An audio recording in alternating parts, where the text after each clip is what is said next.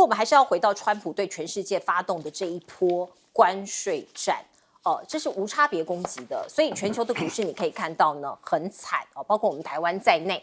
那川普今天就讲了说，哎呀，我引发这样子的股市的崩溃，我不是故意的，我不是调缸的，要吃药啊！现在大家生病了，所以要吃药才能治病哦。强调他是在解决中国贸易逆差的问题，因为其他的国家如果想得到关税豁免，你要付钱给我，你过去赚了我多少钱，现在通通要吐出来哦。那我们也可以看到4月3号，把时间倒回到2天前，他就讲。他自己的关税政策是在帮美国做经济手术啊，动手术一定会流血嘛，啊，动手术一定会痛嘛。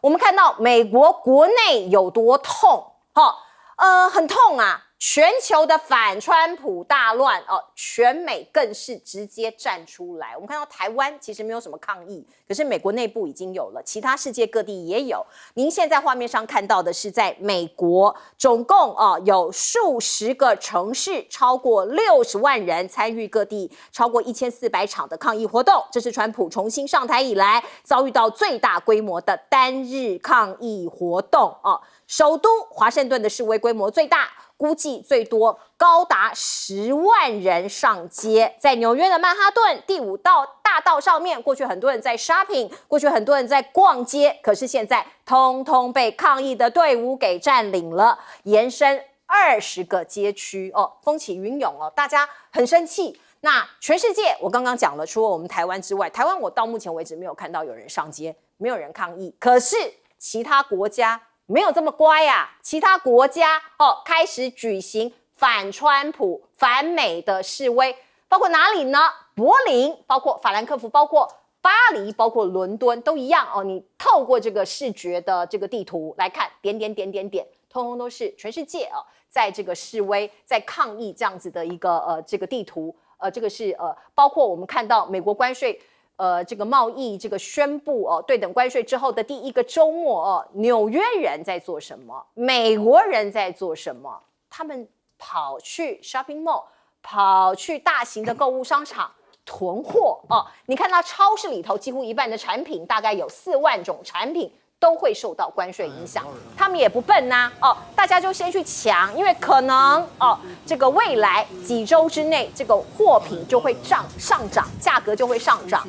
所以呢，粗估美国家庭如果在关税实施新的关税政策实施之后，会多付$2100的商品费用，每一年会增加这么多的钱，所以能省则省，大家就去抢很多民众就加入了抢购潮，线上线下都在囤货，有的是透过这个 internet， 透过这个网络上去邮购这个网购那超市如果你实体你有空就去抢所以一夜之间你看到很多人都说他就买了几千块美元的汽车用品家电用品因为有一些食物你没办法囤嘛，所以家电用品零件汽车用品可以囤包括你看到美国媒体呢就为囤货族这个列出了清单，绕不开中国，因为很多东西像是手机智慧型手机、家用电器、服装、玩具，你知道美国一件 T 恤可能3块4块，有些收入比较低的他就去买这些，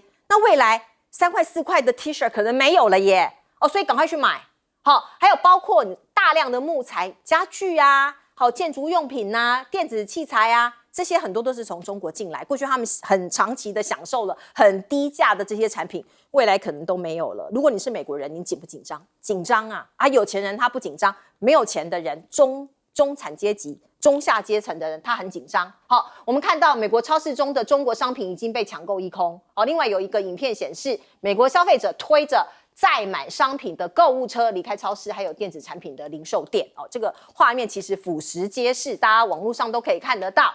美国的一些厉害的人，真正懂财经的人，其实也没有办法完完全全苟同川普的做法，包括财政部长，据说班森特已经被川普排斥或者是排挤在决策圈外了那现在有一个说法啦说是这个他可能也会离开那报道说他是边缘人物。那另外呢，我们看到川普的阁员要跑了吗？哦，就讲的就是他班森特哦，寻找逃生口要离开了哦。因为包括他也是格格不入。那也有一个这个马斯克，他很爱爆料哦，有人说他大嘴巴哦，说他说这一次的关税的计算，因为很多人都说这关税计算的方式烂透了，到底谁说的，谁出的主意？马斯克爆料说是白宫首席贸易顾问叫做纳瓦罗哦，这个人他的主意哦，而且马斯克还质疑他的背景哦，根本哦可能哦是造假哦，或者没有做出任何成绩哦。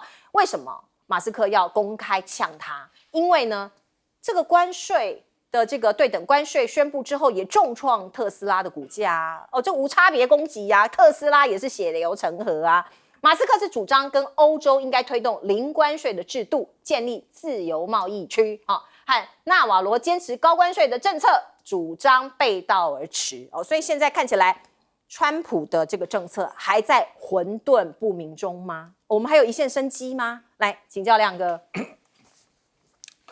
川普的内阁啊，财政部长这个贝森特，还有他的核心大将马斯克。显然，这个关税战他们都没有参与了，而且他们两个事实上不太赞成。那就是白宫经济顾问纳瓦罗搞的嘛，因为他最了解川普在想什么。那川普这个思考啊，也不是完全没有逻辑啦。他的逻辑就是认为，美国现在他没有办法降息嘛，所以他要制造个小衰退，就是要让资产的风险变高，那这样子就有机会把通膨拉下来，那这样子联准会才能降息啊。那为什么这个那么重要？因为他现在的国债36.2兆，明年利息就1兆以上了，而且还有一个更急的，今年到期的美国国债9.2兆，你怎么办？所以他一定要，他这个短债一定要让别人来买长债。短债换长债嘛？对，问题是谁要买？没有。所以我跟你讲，他这个叫做挂羊头卖狗肉。他把关税拉得高高的，表面上，因为如果他只是为了要平衡中国的贸易逆差，他有必要打地图炮吗？对啊，你打中国就好啦。你为什么要打地图炮？所以这个我跟你讲，他的逻辑都乱七八糟啦。如果你针对中国，你干嘛打地图炮？显然他是认为他这个9.2兆的美国国债。短债换长债需要有大量的国家来让步。他的说法是说怕中国绕开，就是去洗产地，所以全球无差别攻击。这个逻辑不成立嘛？今天有一个这个说法出来，这个说法早就听过了啦。就是拜登任内就导致这个结果嘛。对，没有我们台湾就典型之一嘛。对，没有围堵。越南也是嘛。那你现在你地图炮打出去嘛？那你地图炮打出去的结果就是。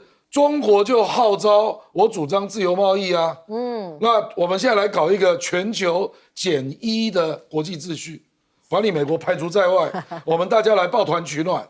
目前不就这样？是，所以中日韩的自贸协定就加速了嘛。那中国也过来再跟东南亚说，我们在开放更多贸易，跟欧洲也这样搞嘛。他不要高估美国啊，美国的货品市场，占全球比例只有13%，人家抱团取暖，好歹可以弄个5%吧。自己做生意啊。是啊，那你以为你那么重要啊？而且有很多东西，贸易战已经打了6年了。对，中国大陆为什么从2018到现在对美国的贸易只少了1000亿？就是有很多东西根本买不到嘛。我们讲的就是所谓的替代商品，没有那么大量。不容易找到啊，比如说你刚刚举例的，比如说富士康的 iPhone，你要去找谁做啊？富士康的 iPhone 一年卖给美国就456亿美金，就是中国对美贸易的1/10，你这个能够绕过去吗？所以最近就传出来啊，说只要有美国价值超过20%，可能可以豁免嘛，所以这个就豁免掉啦。所以不知道川普在想什么，那还有很多啦，沃尔玛。现在还有60%的货是跟中国买的，已经6年的贸易战了。为什么沃尔玛不去分散供应链呢？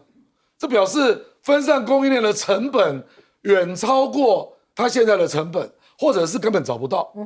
因为你不可能找到那么大的量嘛。我随便举例啦，你在沃尔玛会买到每个家里要准备的一个男生用的工具箱。请问那个有哪一个国家在做？圣诞树有谁在做？川普的帽子为什么还是要去义乌找货？你就去问自己嘛。我跟你讲，这个问题会非常严重，因为这个囤货，再过2个礼拜，你就会看到美国可能很多超级市场就缺货了。你那个时候再看会有多少人上街来示威川普？因为现在很多厂商都停止出货了，是啊，所以你囤积的这些如果卖完就没了。不要卖啊，放在家里啊。放在家里，对。我如果是商家，我也要囤积啊。真的。1个月之后可以多卖个20-30%啊。我当然要囤积啊。对啊，那 why not？ 好，来，大聪老师。对，那个川普就是一个这个关税信奉者了，相信关税治百病啊。他这几天有一些讲法，就可以知道他内心的一些想法。他是用药来形容关税。就是这个良药苦口了，对症下药了，药到病除。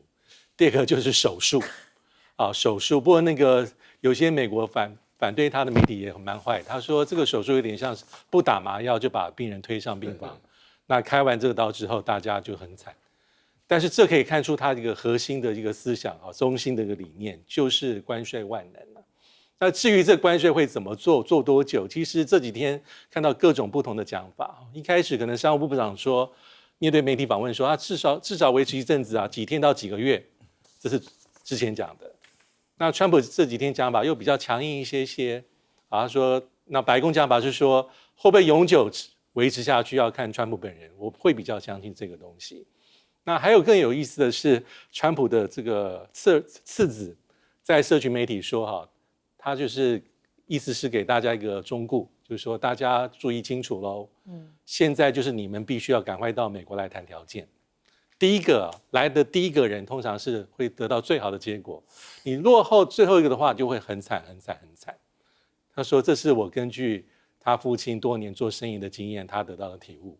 当然他不能反映出川普的核心团队，但是这个是某种讲法，意思是说我等等你来。所以为什么川普这2天还有川普这个团队的团员都会说，目前有50个国家已经分别写信的、打电话的，或是表明直接来谈判的。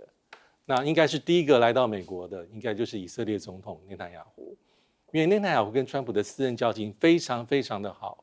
他是川普1月20号就任之后第一个到访华府、进入白宫的外国领袖。但是这一次，我如果印象没错，美国还是给他磕了17%。那有一些以色列的经济学者说，这还是会对以色列对美出口会影响，还会影响到一些这个所谓的工作机会。所以意思是什么？再一次展现川普有些时候你可能不能只跟他博感情。最明显的例子其实是石破茂比较惨，因为他是第2个到访白宫的外国领导者。大家还有印象吗？那一次他做足了功课去的，而且当众符合川普的意，说1兆美金的那个大投资，很给川普面子，讲了非常非常多的东西，甚至还没印象，他是在当场邀请川普参加4月份这个大阪这个博览会。这是动之以情。他说50年前我还很年轻的时候，我参加大阪，而且我参加的最有兴趣馆是美国馆，因为那时候看月球史，邀请他。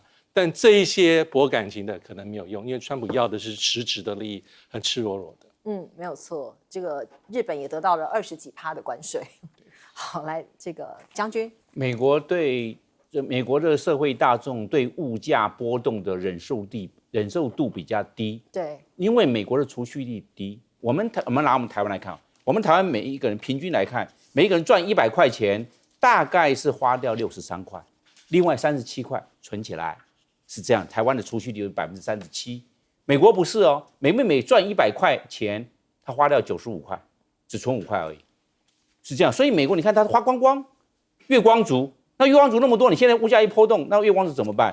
所以他就去抢购我们的沃尔玛。我们看沃尔玛在美国有4000多家，它最大的卖场嘛，4000多家，200万个员工。那沃尔玛它是把自己的毛利率固定在6%，那其他的这个税率都增加了，沃尔玛它没有办法吸收，因为它的毛利率就固定6%，所以其他都加到货品上面，那物品就贵了，所以大家赶快去抢。因为如果不抢，那将来贵了。因为美国的储蓄率很低，对这些物价波动的忍受度很差，因为马上就要上涨了，所以大家马上去抢。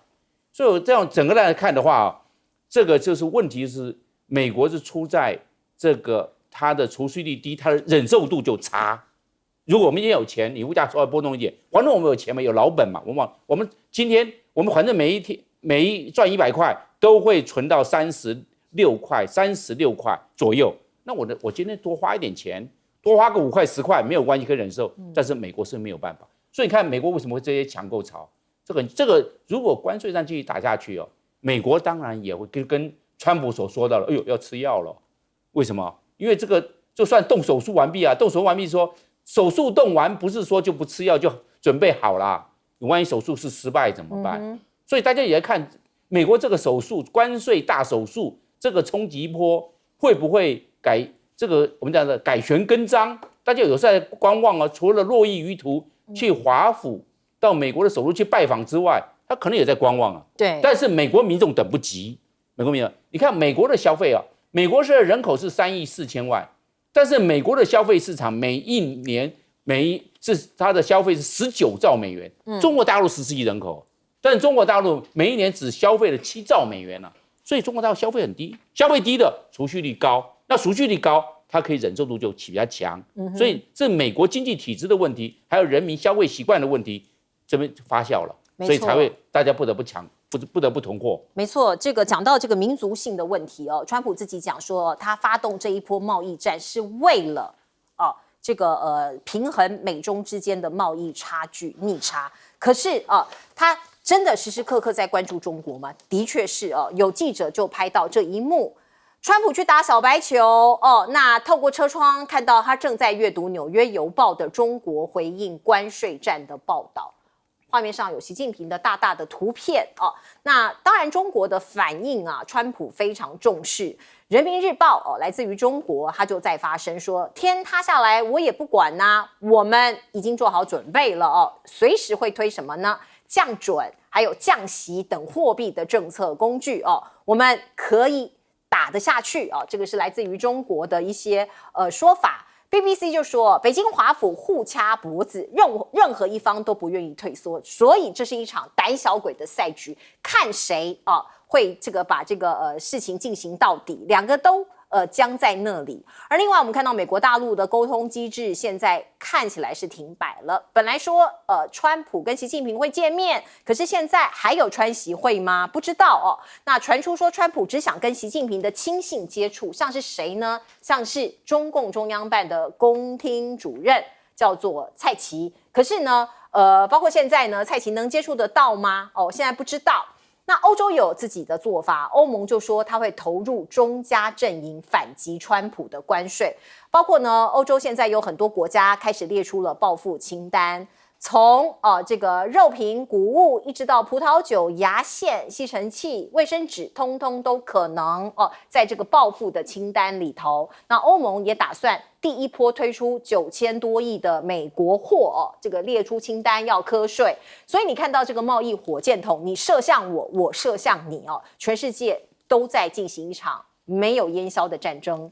而另外呢，我们看到欧洲就有一些人就考虑包括欧盟就考虑说，那我们就动用反胁迫措施来应对。那什么样的一些产业会被这个囊括在内呢？包括美国企业在欧盟推行的科技服务像是这个这个智慧财产保护阻止投资这些都是他们的工具，甚至会限制美国金融保险业进入欧盟的市场。所以有很多的武器可以拿出来使用。而另外我们看到法国说，那干脆我们把美国最自豪的科技业的一些这个数据我们来把它开刀像是苹果微软亚马逊谷歌还有 Meta 这些，我们就把它征税或者是各种的让它痛这样可能也是我们的一个武器之一。可是有一些国家不同意，包括欧盟内部的西班牙和意大利就说不要这样啦，这样是双输，我们对他报复，他对我们开刀，这样不好所以现在有一些分歧就出现了。而另外英国据说也要出手了，我们看到过去几周这个他们的首相就说，如果月底前美国不降10%的基准关税的话那英国也有可能会有一个报复的关税出现。刚刚提到越南，越南是第一个下跪的，我们是这样形容，因为他提出来零关税。那川普的顾问其实狠狠的打了他的脸，说这远远不够。关键问题在哪里？关键的问题在于你们政府的倾销还有出口补贴，这是非关税的欺骗。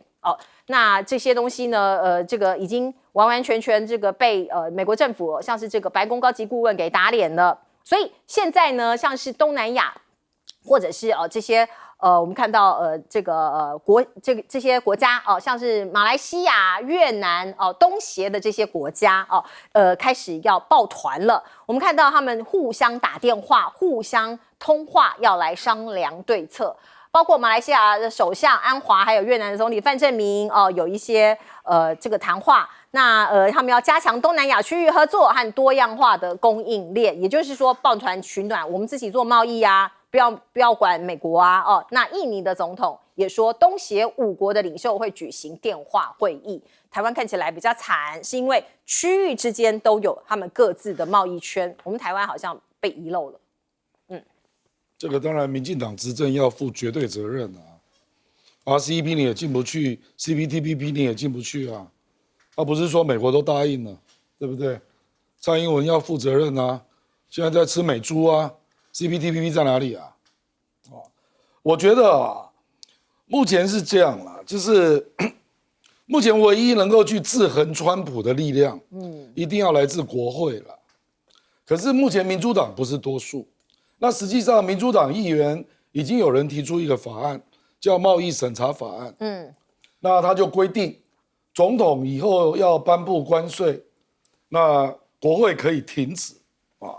那第二个就是。如果有要公布关税，48小时内要送国会审查，那目前共和党不支持嘛？可是如果局面再乱下去呢？你认为共和党会不会跳船？有人可能会倒戈，因为众议院只差5席啊。对，而且如果股票再跌，还有缺货危机，开始裁员，乱成一团。然后如果看样子衰退快来了，我跟你讲，美国政治的铁律就是。只要衰退，你那年一定败选所以共和党国会议员，你明年要选，你要不要救自己？我认为只有这个是真正的力量那另外当然就是美国民众的上街抗议了，可是这个是体制外的，这个影响不会太大。那另外一个就是川普的民调暴跌。川普现在的民调是43，而且去问农民团体说。你认为川普的这个政策是不是一个好的谈判策略？56%的农民不买账，然后再问你认为美国农业部会不会补贴你的损失？只有34%的人认为有机会。所以我跟你讲，如果再恶化，我认为那个制衡的力量必须来自美国内部了。而且你现在可以看到，很明显就是美国民主党跟欧洲在里应外合。就是我们再忍耐你川普，最多忍耐你到明年底了，明年你就跛脚了。他们要在国会反攻所以我认为川普没有那么好过了。那也因为这样，所以欧洲国家不会都没有动作比如说，事实上欧洲都是根据法律的比如说 ACI 是反胁迫法，那个是欧盟的法律还有比如说那个数位服务法。它是可以合理的对美国的数位服务来征税。欧洲人都是根据法律来走的。是。所以我认为最后西班牙跟意大利不会构成力量。因为只要法国跟德国站稳了，大概可以说服大部分的国家。那我认为欧洲不会让步的了。好，我们先进一下广告。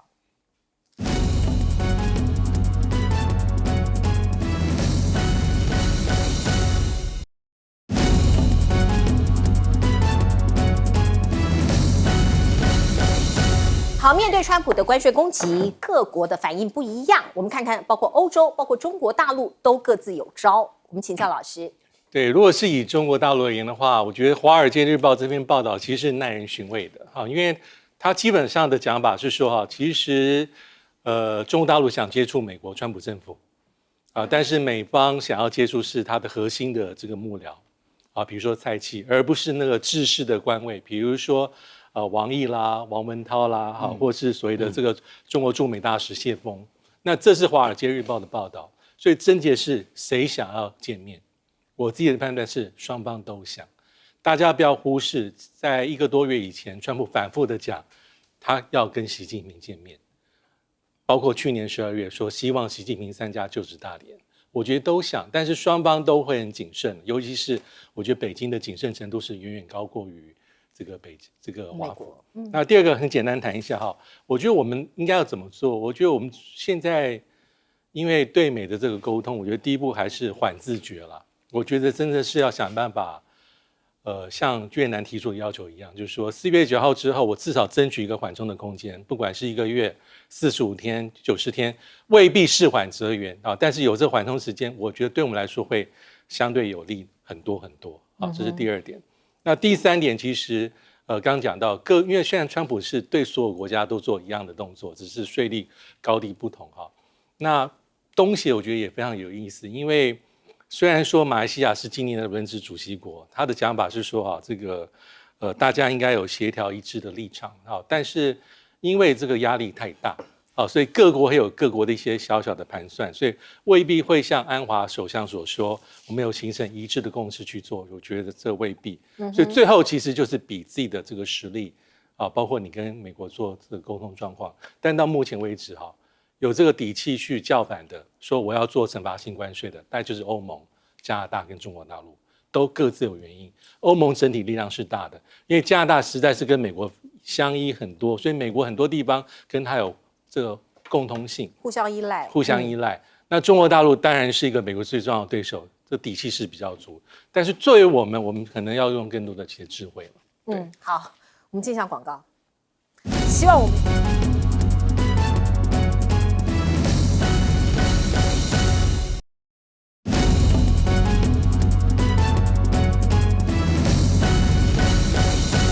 好，美国跟中国的博弈，其实这一波的关税战也看得非常清楚，请教将军。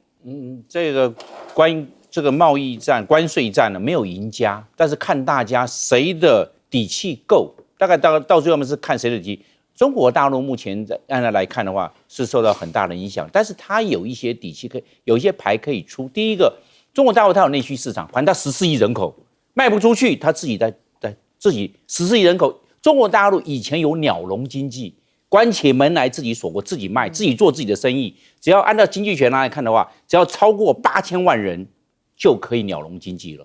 那它何况它14亿，它可以扩大内需，看怎么样去刺激它的内需，来替代到美国出口的。第二个呢，中国大陆一直在做产业升级，这几年我们可以看到电动车、新能源车啦，还有这个 AI 人工智慧的运用，还有扩大它国内的各种建设。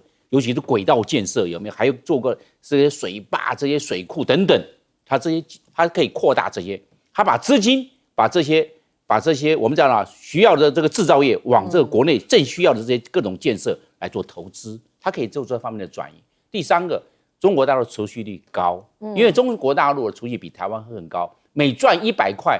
他存44块存这么多，对，只花56块。你看，他买黄金有没有？大妈大婶都跑去抢啊，都买黄金去了。为什么？这也是买黄金，它也是这个保本储值的一种，撑很久。对，它可以撑，它有钱。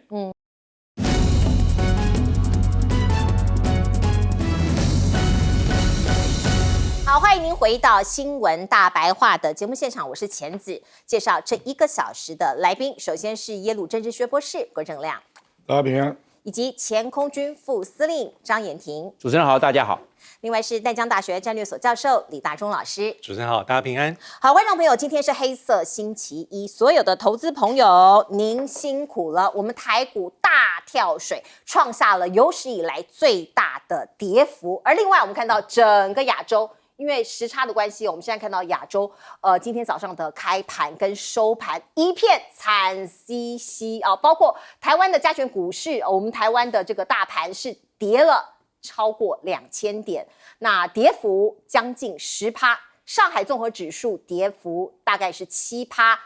沪深是7%，香港恒生更大的跌幅了12%啊！我们看到日经指数7%，韩国、印度、菲律宾、马来西亚、泰国、新加坡、纽西兰、澳洲通通无法幸免于难哦。而另外今天晚上呢，可能美股开盘又是一番惨烈的状况，大家是这样子预期的哦。必须要讲哦，这个是全球性的股灾。那川普造成这么大的大海啸，到底哦每一个国家的应对的方式是什么？我们当然关注我们自己的国家台湾，所以蓝营它不是执政党，可是它等不及中央了哦，自己说要串联，包括基隆、北桃的市长，这个礼拜要共商对策。我刚刚看到朱立伦主席也说，礼拜4要召集所有国民党执政的县市来开个会。可是这个县市首长能够尽什么样的力呢？我们必须讲我们的执政党你还是得一肩扛起哦。民进党政府到底有没有能力应对川普关税这么大的变局，这么大的海啸？有一幅漫画，波波漫画其实某种程度凸显了我们的处境。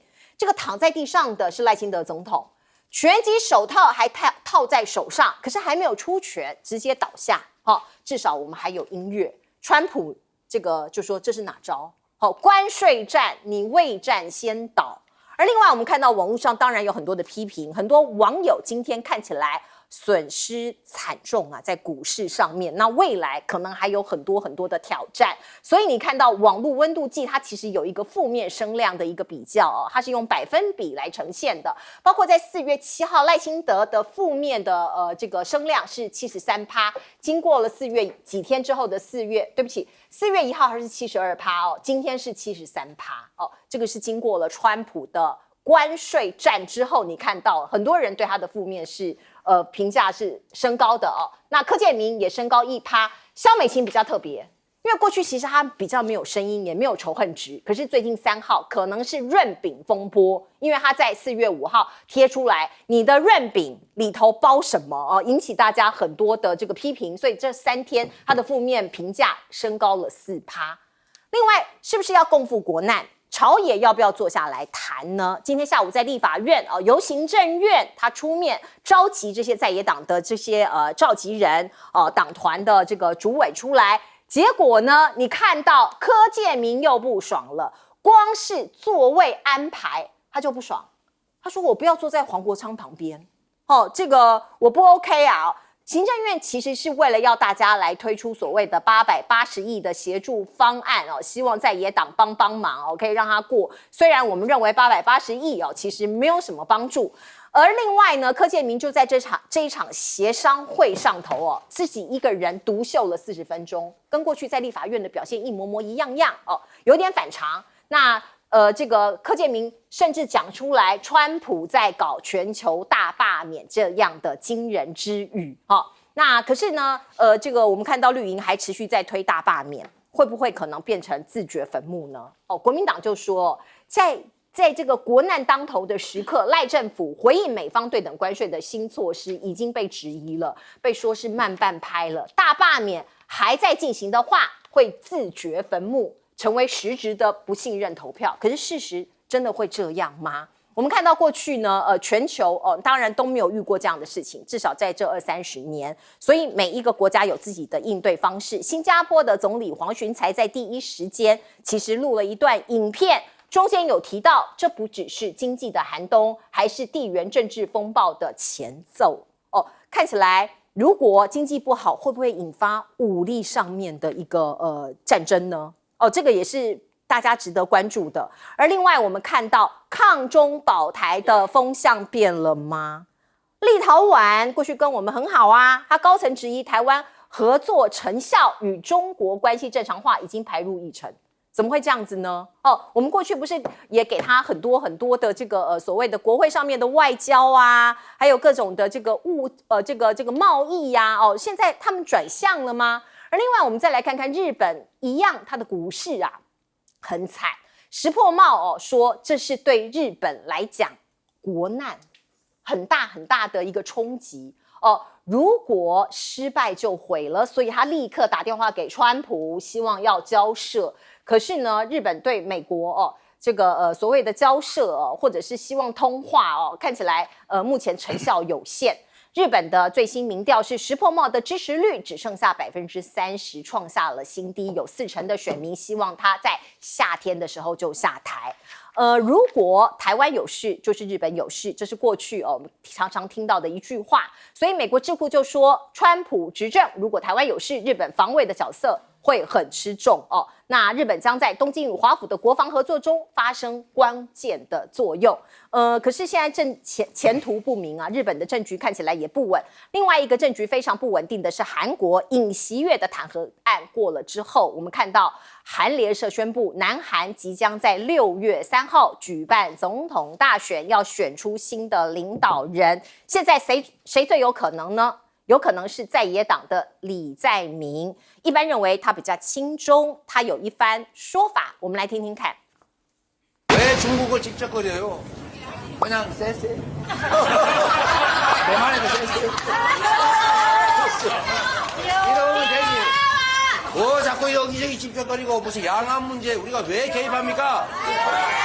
대만 해비 뭘 어떻게 되든 중국과 대만 국내 문제가 어떻게든 우리가 뭔 상관 있어요? 这是去年他在拜票的时候的一场演说哦，那也被大家拿出来引用哦，表示他如果未来真的当上了总统，会不会可能就比较亲中呢？现在他的支持度是比较高的，有44.3%哦，执政党的国民力量党的支持率是39%。来，我们先请教亮哥。李在明当选几率真的很高啦，因为他那个本来有那个犯罪，已经确定无罪了啊。那其实他上台，我认为也会对美国做一些表示啦，所以很可能的局面是他当选，然后特赦尹锡悦啊，因为韩国常有这种剧本嘛啊。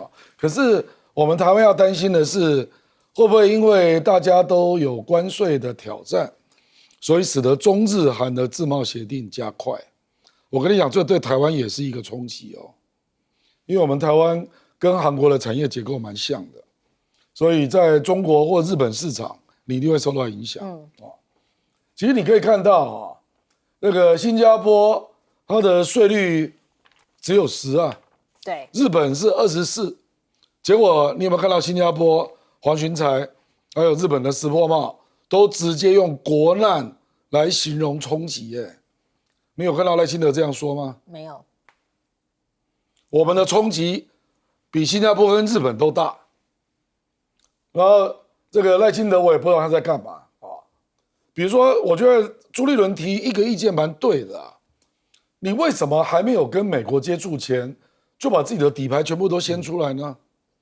没有人这样谈判的啊，尤其川普这个人，你只要公开了，他就一码算一码，你没有发现吗？台积电送过去，独立事件，你说你要买天然气，你讲过了，国防预算你要增加。你已经讲过了，就不用再谈了。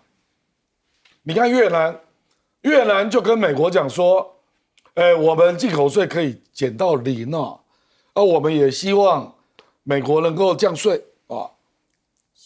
然后他就没有讲什么，他就只有讲说，我们希望能够争取1到3个月的缓冲期，我们来好好谈判。越南就只有讲这样啊，我不知道。赖清德，你把底牌全部都掀出来干嘛？你承诺要修正非关税的贸易障碍，那美国就会把它当真啊，说你承诺了。那你未来有很多东西都要调整啊，央行可不可以干涉台币？美猪美牛可不可以标示？我跟你讲，这里问题一大堆啊。基改食品可不可以进入校园？美国会不会都把这个当作贸易障碍？对。那你为什么要讲呢？昨天5大点都讲了，你为什么还要讲？对，我要成立台湾投资美国团队呢？你讲这个干嘛呢？你台积电已经去了我们2023年投资美国是800亿台币，2024年1000亿台币，还不够吗？而且我们因为这样，我们2023，我昨天去查资料，我们2023年对美国的贸易顺差只有300多亿2024变成739亿，就是因为大量去美国投资，导致投资引发的贸易嘛，电子零组件、四通讯的产品大量出口到美国，结果美国就用这1年来当做计算的标准，对，这怎么合理呢？对，我看我们前几年，2023顺差300多亿，2022 300多亿，2021 200多亿，2020才180亿耶，现在700多亿，结果你用2024单一年来计算台湾，是，所以才会有64除以2，对才会有这种数字嘛。对，你这个连一句话都不讲，然后去说，哎，我还要投资美国，那请问台湾怎么办？你告诉我啊，台湾要不要就业啊？现在联电也被合并了，那现在工具机那边叫，比如说我看到赖清德提出这5点主张，请问你有告诉我们32%如何降低啊？你有提出，你没有提出你的要求啊？你只说我愿意再贡献什么，连抗议都没有。不是？你要提出主张嘛？比如说你希望他的税降到哪里？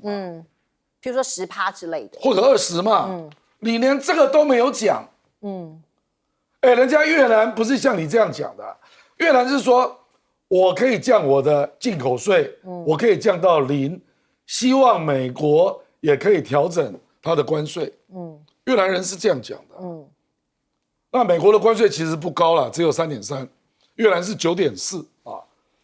可是越南其他都没有承诺，你赖清德从头到尾都是你在承诺啊，而且你已经完成了一大堆承诺，阿拉斯加天然气也答应了，台积电也送过去了，现在联电也要被并了，国防预算也要增加了，你到底在干嘛？有人这样谈判的？无话可说。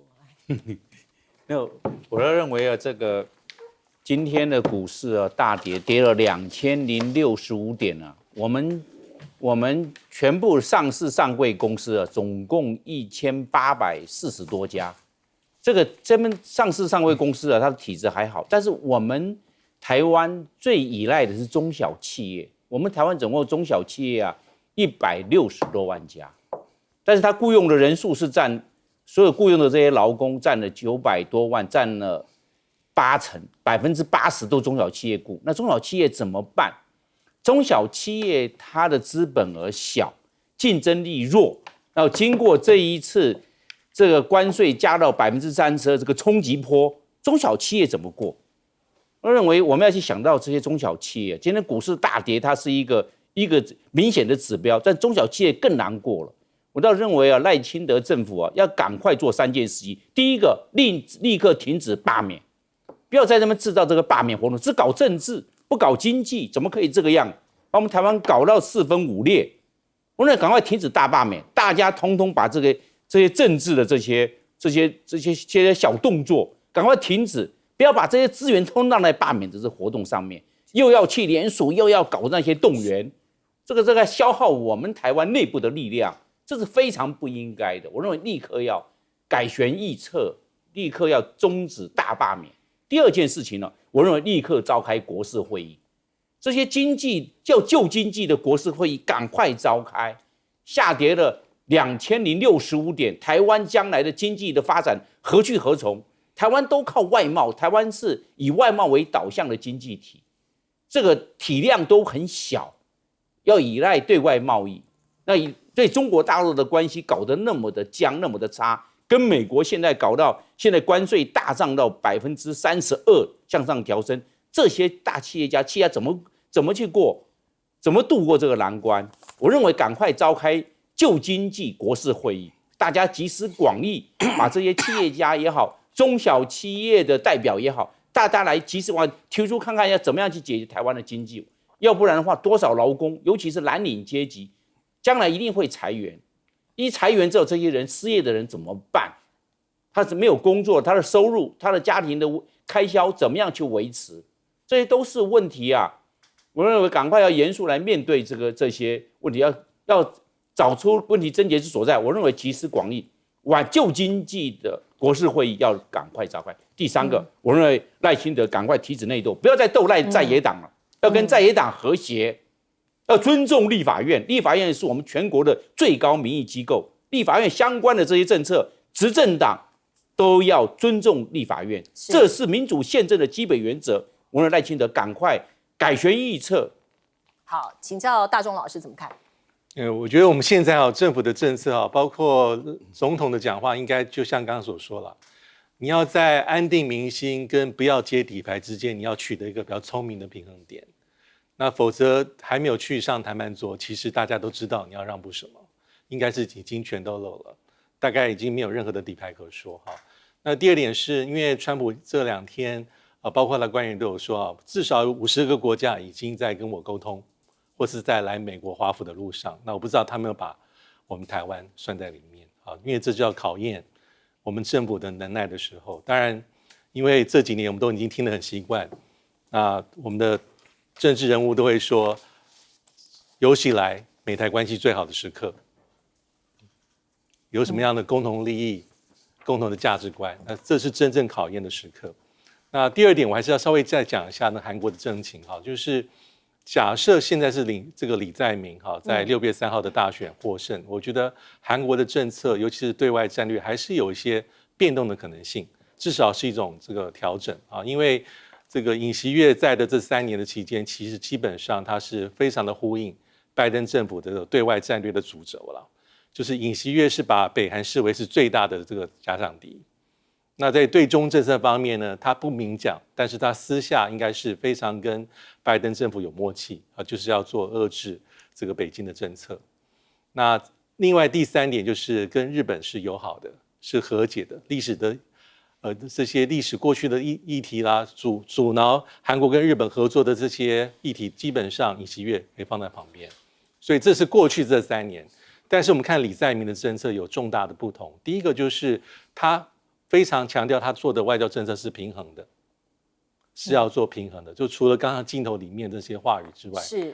第二是他认为美韩关系很重要，但是他是反对部署沙俄系统。那他甚至讲说，这个韩国这个作战的指挥权要从美国移回到韩国的这个本身之上。第3个，对于日本的关系，他就没有那么好说话。